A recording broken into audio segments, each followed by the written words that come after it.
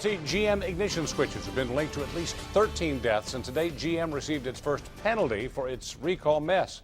7 investigator Ross Jones has been on this story for months now and joins us now with this latest development. Ross? Stephen, some say today's $35 million fine is like loose change to General Motors, and in many ways it is. But criminal charges still loom over GM, and tonight, loved ones of those killed in a GM vehicle say those penalties are the only ones that matter.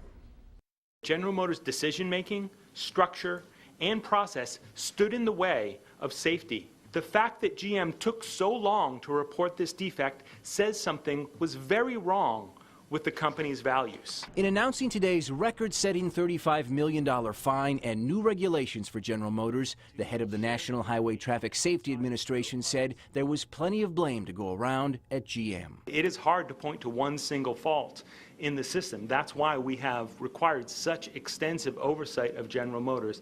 Their process was broken. They need to fix it. Today's fine is the largest of its kind, but even regulators said today it should be much larger.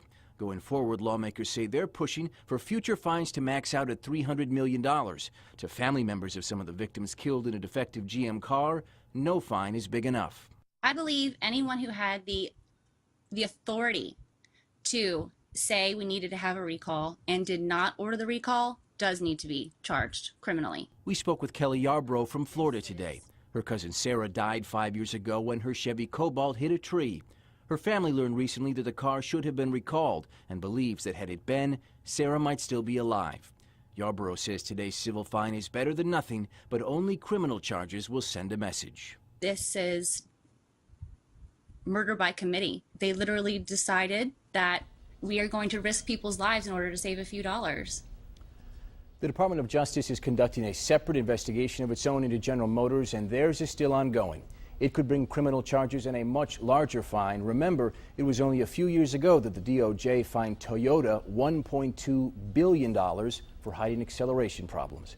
I'm Ross Jones, 7 Action News.